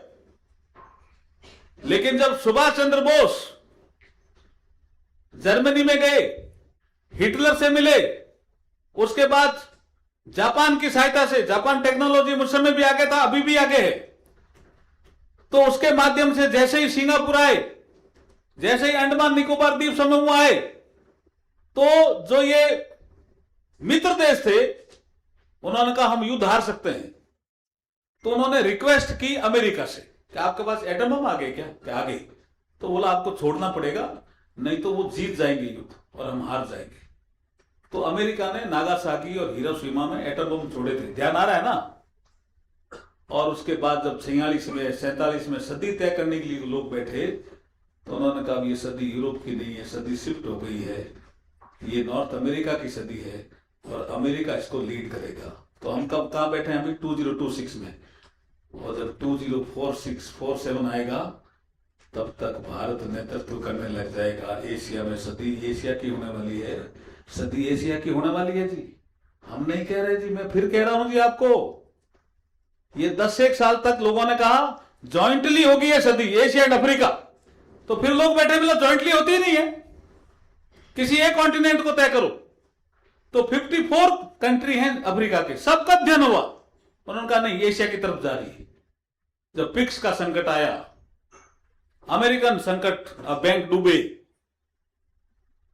आपका ब्रेक्जिट का संकट आया, यूरोप में स्टैग्नेशन का असर आया, सब कहने लग गए कि सदी एशिया की है।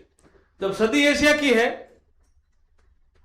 और उसमें अगर भारत नेतृत्व करे तो जैसे झा साहब कह रहे थे कि मजा आएगा, आएगा ना। तो अभी 2026 है, 20वीं भी 1945, 46, 47 के आसपास तय हुई थी, तो ये भी 2047 तक तय हो जाएगी, चिंता मत करो आप। अब आप कहोगे किसके, हाँ ताली बजा रहे तो बजा देंगे जोर में।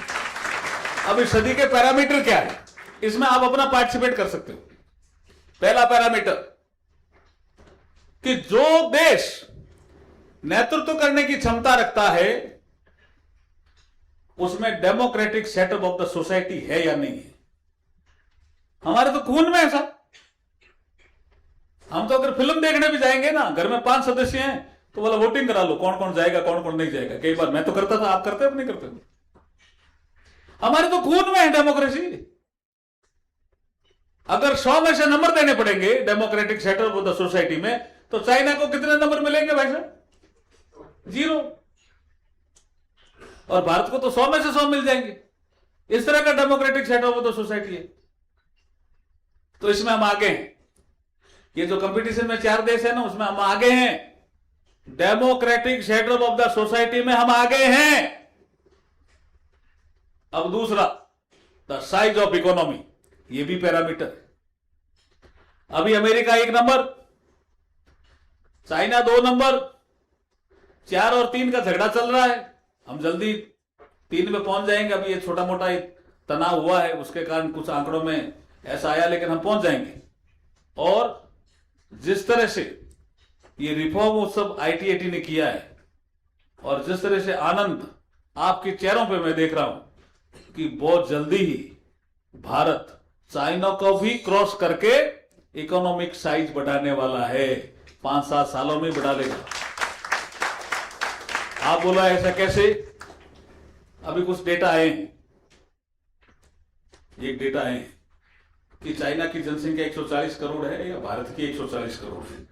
चाइना 140 करोड़ कहता है, भारत भी 140 करोड़ कहता है, और अब कई देश कहने लगे भारत सबसे बड़ा देश है।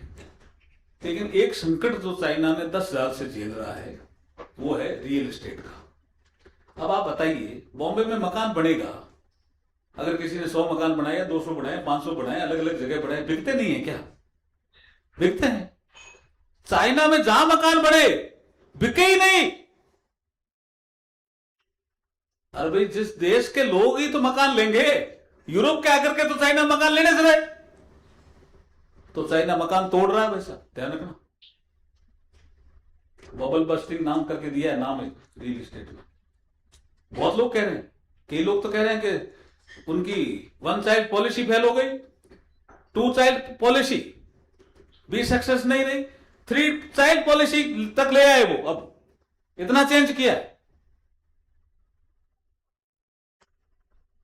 वो, इसलिए कि फैमिली भी एक पैरामीटर है।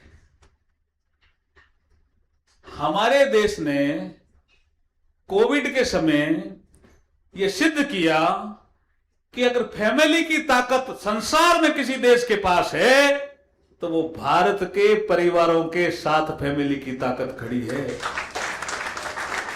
लोगों ने कहा इंडिया में कोविड फैल गया तो कंट्रोल में नहीं आएगा, इनके पास अस्पताल नहीं है, संसाधन नहीं है। लेकिन हमारी फैमिली की जो एकता थी उसने क्रिएटिविटी काम भी किया और कोविड को भी परास्त किया।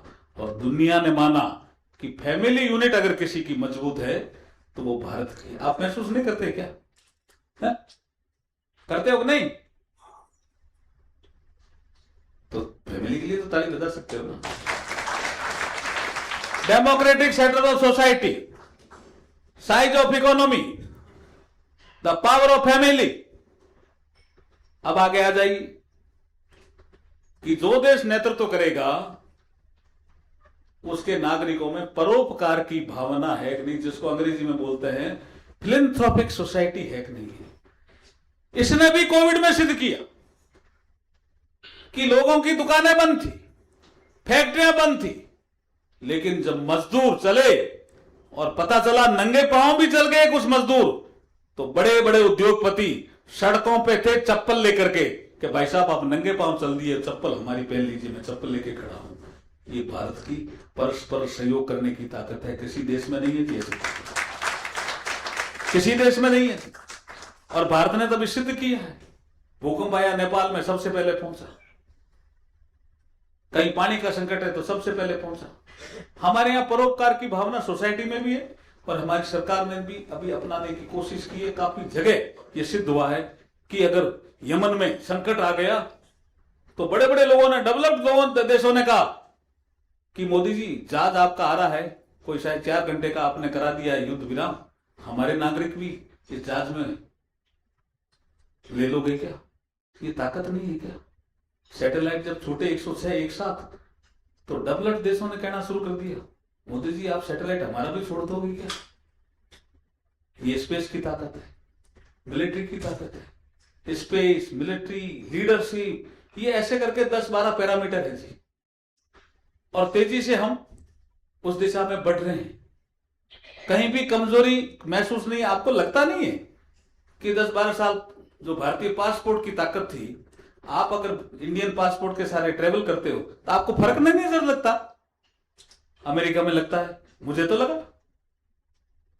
मैं अमेरिका में पहले भी गया, लेकिन मोदी जी के आने के बाद कहा तो उसकी ताकत अलग थी। मुझे पहले कहा कि आपको ये साफा उतारना पड़ेगा, अब अमेरिका में कोई नहीं कहता, मैं खुद महसूस किया। तो हमारी पासपोर्ट की भी ताकत बढ़ी, भारतीयों की जो प्रतिष्ठा है उसकी ताकत भी बढ़ी है। स्पेस अलग सेक्टर है, जैसे अभी योगा का विषय आया, क्या बात है जी। जब ऑस्ट्रेलियन योगा करता है, जापानी योगा करता है, अमेरिकन योगा करता है, इटली का नागरिक योगा करता है, तो हमारा खून बढ़ता नहीं है क्या? नहीं बढ़ता है क्या बताओ? तो कई सेक्टर में तो हम वर्ल्ड लीडर बन गए, कई सेक्टर में बढ़ने की जरूरत है। अगर आपके पास ऐसा कोई सेक्टर हो, क्योंकि हमें बार बार इशारा कर रहे हैं बर्जन साहब कि खाने का भी टाइम हो रहा है। 3 भविष्यवाणी स्वामी विवेकानंद की, 2 सही हो गई दुनिया ने देख ली, 2 सही हो गई दुनिया ने देख ली, तीसरी पे संदेह है क्या? है? नहीं है तो जोर से भारत माता की जय बोलिए। बोलिए भारत माता की, भारत माता की, भारत माता की। बदन साहब के लिए भी बहुत जोरदार ताली बजा दीजिए, बहुत शानदार कार्यक्रम किया है। बहुत बहुत धन्यवाद, बहुत बहुत आभार आप सबका। और शानदार तरीके से आपने सुना भी। तो मेरा नंबर ले लेना बदन साहब से, इसमें कोई चीज ऐड करनी है तो आप मुझे मेल से कर देना। मैं इस टॉपिक को कई जगह कहता हूं, कई जगह 2 घंटे पढ़ाता हूं, कई जगह 1 घंटे पढ़ाता हूं। अभी मेरे को हमारे लोग भी इशारा कर रहे हैं कि साहब टाइम हो गया है, प्लेन भी है और कल 9 बजे पार्लियामेंट 20 तारीख को शुरू हो रहा है, तो उसकी भी एक बैठक हमें दिल्ली में करनी है 9 बजे। नहीं तो हम आज बदन साहब के घर पे सत्संग का कार्यक्रम था। मैं गीतकार भी हूं, संगीतकार भी हूं, लेखक भी हूं, लेकिन किताब मैंने मेरी पत्नी पे लिखी है, ध्यान रखना। एक सफर हम सफर के साथ, वो आपने दी नहीं क्या इनको? किताब बहुत शानदार है, फैमिली डिस्प्यूट को रिजॉल्व कर रही है। एक सफर हम सफर के साथ। आपको चाहिए क्या? क्यों भाई कुलकर्णी जी, टाइम हो गया? खाने का टाइम हो रहा है या वैसे एक टाइम हो रहा है? जगजीत सिंह जी का एक वाक्य सुना दें क्या? सुना दें, चलिए। ये फैमिली डिस्प्यूट में मुझे चंद्रचूड़ साहब लेके सुप्रीम कोर्ट कि साहब एक फैमिली लोक अदालत है, परमानेंट लोक अदालत, इसमें आप आइए। मैं आ गया तो एक आंध्रा का मिस्टर राव थे। मैंने कहा आप क्यों झगड़ रहे थे? अभी क्या अभी भी झगड़ रही है? अभी तो सेटल हुआ नहीं। मैंने कहा अभी भी सेटल नहीं हुआ आपका? है क्या कि मैं साइंटिस्ट हूँ और मेरी पत्नी भी साइंटिस्ट है। अभी एक ही ग्रुप के थे तो दोनों में ईगो आ गया। तो मैंने कहा 25 साल से आपकी उम्र 50 साल होगी? 50 तो होगी। मैंने कहा 25 साल तो आपके बहुत शानदार जो है वो चले गए। बोला चले तो गए, तो अब क्या करें? मैंने कहा एक हारना सीखो। बोला हारना कैसे सीखे? हम तो लड़ रहे हैं 25 साल से। अब यहाँ जगजीत सिंह को मैं याद कर रहा हूँ, थोड़ा टाइम 5 मिनट लूंगा आपका, परमिशन है ना आपकी? है? आपको सुना रखा है क्या वो जगजीत सिंह गोवा में कुछ ने सुन रखा है। जगजीत सिंह जी बहुत फेमस, बॉम्बे से संबंध है इसलिए सुना देता हूँ। बहुत फेमस गजल सम्राट थे। एक जगह मैं जिला कलेक्टर के रूप में काम कर रहा था, तो वहां के चीफ मिनिस्टर साहब ने कहा भाई अस्पताल बनानी है, चंदा करो। हम चंदा करने लगे। तो एक मंडी में गए, उन्होंने कहा क्यों चंदा कर रहे हो जी, आप जगजीत सिंह जी की नाइट करा दो। अगर वो फ्री में आ गए, क्योंकि उनका जन्म हुआ है श्री गंगानगर में, फ्री में आ गए तो अपनी हॉस्पिटल बन जाएगी। तो हम आए बॉम्बे 5 लोग उनको इनवाइट करने आए, तो उनके साथ हमारे साथ एक उल्पत राय सैनी करके एक ऐसे, अब तो रहे नहीं वो, एक बहुत बुजुर्ग आदमी थे, वो भी है जिन्होंने जगजीत सिंह जी को गोद में खिलवाया। तो उन्होंने कहा राय साहब आप आगे, मैं चलूंगा। एक कोचर साहब भी थे, मदन कोचर, बोला चलूंगा।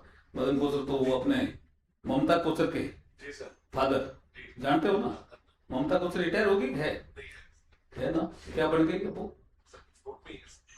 नहीं, वो ममता कोचर तो इनकम टैक्स में चीफ कमिश्नर, इनके फादर। हाँ, वो हमारे साथ थे, वो भी नहीं रहे, अब डेथ हो गई उनकी भी। तो उन्होंने कहा मान लिया, लेकिन वो राय साहब नहीं माने, उल्पत राय सैनी। उन्होंने कहा नू को साथ लेना पड़ेगा, नू कहते हैं बहू को। अब जगजीत सिंह जी ने कहा भाई मेरा एक ही लड़का था विवेक, उसकी डेथ हो गई और चित्रा ने गाना छोड़ दिया, भाई राय साहब वो नहीं चलेगी। अब वो माने ही नहीं, जिद करने लगे, कहने नहीं बिना नू तो हम आपको ले जाएंगे नहीं। पंजाबी में गल कर रहे थे आपस में। वो जगजीत सिंह भी पंजाबी बहुत अच्छी जानते थे, पंजाबी बहुत अच्छी जानते थे, हाँ बिल्कुल सरदार थे। लेकिन गजल के कारण वो उनका जब उन्होंने बाल कटवाए तो उन्होंने लिखा है अपनी जीवनी में, बहुत कष्ट हुआ था, लेकिन कोई कारण से किया था ऐसा। तो उन्होंने कहा भाई मैं चल रहा हूं ना राय साहब, आप ले चलो मुझे। उन्होंने कहा नहीं, बिना नू के हम ले जाएंगे नहीं आपको। अब वो हम 5 लोग थे, जगजीत सिंह जी खड़े थे, कोई हारमोनियम नहीं था, कोई तबला नहीं था, हम 5 लोग थे, 6 लोग थे, और वो खड़े थे। राय साहब जिंदगी में सब कुछ सबको नहीं मिलता, इन्वर्टेड कोमा में बोल रहा हूं, जो जगजीत सिंह जी ने बोला, बॉम्बे में ही बोला, आज मैं भी बॉम्बे में ही बोल रहा हूं, मुंबई में बोल रहा हूं। जिंदगी में सब कुछ सबको नहीं मिलता। मैं गजल सम्राट हूं, देश और दुनिया में फेमस हूं। जब मैं गजल गाता हूं तो लोग झूमते हैं, नाचते हैं, लेकिन मेरे को संतान सुख में कमी है, जिसके कारण मेरे दाम्पत्य जीवन में भी असर आया है राय साहब, इसलिए मुझे ले चलो, आपके अस्पताल बन जाएगी, चित्रा नहीं चलेगी। राय साहब फिर खड़े हुए कि हम बिना चित्रा के नहीं आपको ले जाएंगे। तो उन्होंने एक अंतरा गा के सुनाया हमको, जो मेरे दिल में यहां तक बैठा हुआ है। अगर आपकी अनुमति हो तो मैं गा के सुना दूं क्या? जग ने छीना मुझसे मुझे जो भी लगा प्यारा, जग ने छीना मुझसे मुझे जो भी लगा प्यारा, हर जीता किया मुझसे मैं हरदम ही हारा, तुम हार के दिल अपना मेरी जीत अमर कर दो, मेरी जीत अमर कर दो, मेरे गीत अमर कर दो। मैंने सुप्रीम कोर्ट में गया नंदा साहब और राव साहब सुन रहे थे। मैंने कहा राव साहब, ये जगजीत सिंह जी भी यही समझा रहे हैं कि पति पत्नी में से एक हार जाए तो परिवार जीत सकता है, और वो परमानेंट लोक अदालत में समझौता हो गया और राव साहब हार गए कि बोला मैं हार गया, मेरी पत्नी जीत गई, पर परिवार तो जीत गया, मैं हार गया तो क्या हुआ। ऐसे फैमिली डिस्प्यूट भी सेटल होता है। अच्छा दोबारा गाना है इसको क्या? वो उधर से आवाज आ रही है कि एक और इसी को गाना, इसको गाना है क्या? जो जिंदगी में जो मिला है उसको बेस्ट बनाइए, ये भाव है। हो सकता है कि जो आपने सपना देखा वो पूरा नहीं हुआ होगा। एपीजे अब्दुल कलाम साहब ने कहा सपना बड़ा देखो और पूरा करने के लिए प्रयास करो, लेकिन नहीं हुआ होगा, लेकिन उसके लिए निराश नहीं होना है। जो मिला है उसको बेस्ट बनाओ, जो मिला है उसको बेस्ट बनाओ, ये जगजीत सिंह जी का कहना है। जग ने छीना मुझसे मुझे जो भी लगा प्यारा, हर जीता किया मुझसे मैं हरदम ही हारा, तुम्हारे के दिल अपना। कब कोशिश करोगे हारने की? पत्नी से झगड़ा हो तो जगजीत सिंह को याद करना, मेरे को याद करना, हाथ बढ़ा, फैमिली जीत जाएगी। तुम्हारे के दिल अपना, मेरी जीत अमर कर दो, मेरी जीत अमर कर दो, संगीत अमर कर। बहुत बहुत धन्यवाद, आभार।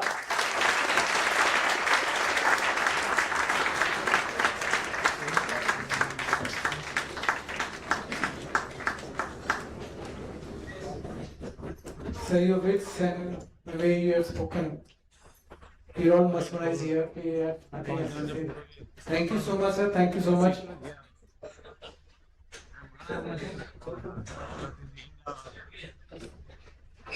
Since we are short of time, so we'll skip this vote of thanks formality with the permission of Minister sir.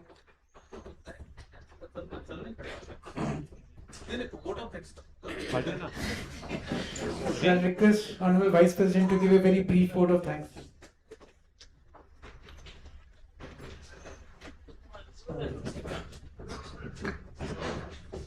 Respected dignitaries on and off the dais, ladies and gentlemen, good evening. Though I have prepared a very elaborate and comprehensive vote of thanks, but there is no time. Honorable Minister has to catch a flight, so I'll be very short and swift.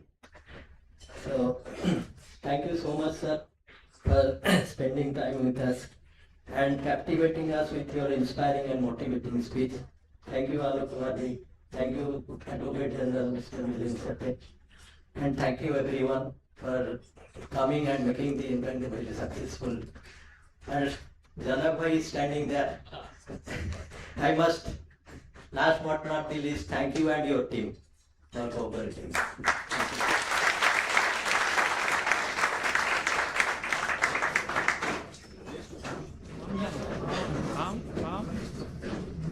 Please all rise for the national anthem.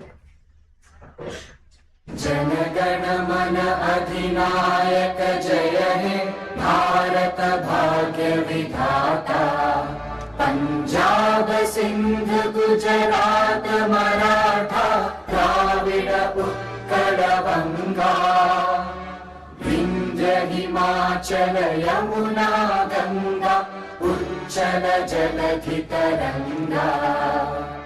तब शुभ नामे जागे, तब शुभ आशीष मांगे। गाहे तब जय गाथा, जन गण मंगलदायक जय हे भारत भाग्य विधाता। जय हे जय हे जय हे जय जय जय जय हे। भारत माता की जय, भारत माता की जय, भारत माता की जय। वंदे भारत, वंदे भारत।